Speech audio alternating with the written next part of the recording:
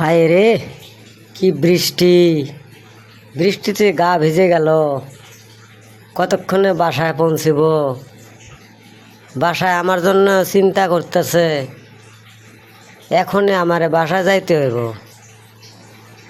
পোলা পানেরে ছাইরে আসছি।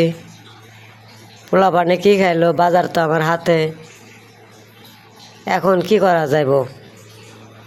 অবেলায় বৃষ্টি, তবে এই সময় তো বৃষ্টি হওয়ার কথা না, তারপরও বৃষ্টি আইলো। আরে এই বৃষ্টি কি এখন থামবো? মনে হয় না। যাক, এখন ভিজে গেছি, যাইয়া গোসল কইরা শুকনা কাপড় চোপড় পরা, তারপরে মাথার মধ্যে একটু সরিষার তেল দিয়ে থাকমুগা, নইলে জ্বর আইব তো।